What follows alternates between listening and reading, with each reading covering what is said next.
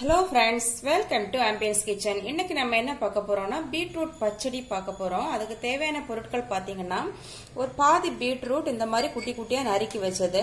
அப்புறமா 2 green chilli இது காரம் கம்மியா இருக்கறனால நான் 2 எடுத்துக்கிறேன். நீங்க காரத்துக்கு ஏற்ப கூட்டவோ குறைக்கவோ செய்யலாம். அப்புறமா இந்த டிஷ்க்கு தேவையான உப்பு, then இதுக்கு ஒரு 2 டேபிள்ஸ்பூன் கர்ட், 2 டேபிள்ஸ்பூன் குமிச்சு 2 கர்ட், அப்புறமா ஒரு 1/2 டேபிள்ஸ்பூன் ஜீரகம், then ஒரு 3 டேபிள்ஸ்பூன் தேங்காய். அப்புறமா இது தாளிக்கிறதுக்கு தேங்காய் எண்ணெய், கடுகு, கருவேப்பிலை, காஞ்ச மிளகாய். ஓகே, இப்போ நம்ம ஸ்டவ் பற்ற வச்சு அதுல கொஞ்சமா தண்ணி விட்டுக்கலாம். நம்ம எடுத்து வச்சிருக்கிற இந்த பீட்ரூட்டை இதுல போட்டு வேக வைக்கலாம். பீட்ரூட் முங்குற அளவு தண்ணி போதும். இது நல்லா வேகட்டும். இப்ப இதை மூடி போட்டுக்கலாம். இது வேகட்டும். ஒரு 10 மினிட்ஸ் ஆகும் வேகிறதுக்கு. ஃப்ரெண்ட்ஸ், நம்ம இப்ப வேக வச்ச பீட்ரூட்டை மிக்ஸி ஜார்ல சேர்த்துக்கலாம். அப்புறமா இது கூடவே எடுத்து வச்ச தயிர், தென் ஜீரகம், அப்புறமா நம்ம எடுத்து வச்ச தேங்காய், அப்புறமா இது கிரீன் சில்லி, தென் இதுக்கு உப்பு, தேவையான அளவு உப்பு. இதை நல்லா கொஞ்சம் தண்ணி விட்டு மிக்ஸி ஜார்ல நல்ல பேஸ்டா அரைச்சு எடுத்துட்டு வரலாம். இப்ப நல்ல பேஸ்டா நல்லா அரைச்சு எடுத்துட்டோம். இப்ப பாத்தீங்கன்னா உங்களுக்கு கெட்டியான தயிர்னா நீங்க தண்ணி கொஞ்சமா சேர்த்துக்கலாம். ஒரு 2 டேபிள் ஸ்பூன் தண்ணி சேர்த்து அரைச்சுக்கலாம்.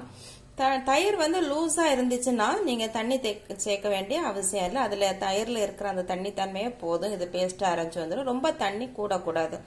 ஓகே, வாங்க இப்ப தாளிக்கலாம். இப்ப ஒரு வாணலி அடுப்புல வச்சுக்கலாம். வாணலி நல்லா காயட்டும். வாணலி காஞ்சிச்சு. இதுல நான் 2 டேபிள் ஸ்பூன் தேங்காய் எண்ணெய் விட்டுக்கிறேன். நீங்க குக்கிங் ஆயில் எது யூஸ் பண்றீங்களோ அதை யூஸ் பண்ணிக்கலாம். இப்ப நான் தேங்காய் எண்ணெய் எடுத்திருக்கிறேன். இது காயட்டும். எண்ணெய் காஞ்சிடுச்சு. இப்ப நம்ம கடுகு போட்டுக்கலாம். இப்ப காஞ்ச மிளகாய், கருவேப்பிலை, அப்புறம் நம்ம அரைச்சு வச்சிருக்கிற இந்த பேஸ்ட் இதுல விட்டுக்கலாம். கொஞ்சமா ஒரு 2 டேபிள் ஸ்பூன் தண்ணி சேர்த்து இதை மிக்ஸ் பண்ணி இதுல விட்டுக்கலாம். ஓகே, நல்ல ஒரு கிளறு விடுவோம்.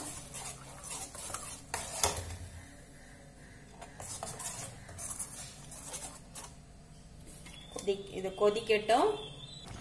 ஓகே, இப்ப இது கொதிச்சிடுச்சு. ரொம்ப எல்லாம் கொதிக்கணும்னு அவசியம் இல்ல. ஜஸ்ட் இந்த மாதிரி கொதிச்சு ஒரு 1 மினிட் நீங்க விட்டுட்டீங்கன்னா போதும். இப்ப நம்ம ஸ்டவ் ஆஃப் பண்ணிடலாம். இது கொதிச்சிடுச்சு. இது ஒரு ஹெல்த்தியான ஒரு ரெசிபி. குட்டி பசங்களுக்கு ரைஸ் கூட இதை மிக்ஸ் பண்ணி கொடுத்தீங்கன்னா நல்ல ஒரு பியூட்டிஃபுல் கலர்ஃபுல் டிஷ்ஷாவும் இருக்கும். அதே சமயம் நல்ல ஹெல்த்தியா பசங்களுக்கு ரொம்ப விரும்பி சாப்பிடுவாங்க. ஓகே ஃப்ரெண்ட்ஸ், சூப்பரா சுவையா நம்ம பீட்ரூட் பச்சடி தயாராயிடுச்சு. இந்த ரெசிபி உங்களுக்கு பிடிச்சிருந்தா ஆம்பியன்ஸ் கிச்சனுக்கு சப்ஸ்கிரைப் பண்ணுங்க. அப்படியே பக்கத்துல இருக்கிற பெல் பட்டன் அமர்த்திக்கோங்க. அப்பதான் நான் அப்லோட் பண்ற எல்லா வீடியோ உங்களுக்கு உடனுக்குடன் கிடைக்கும். தேங்க்யூ.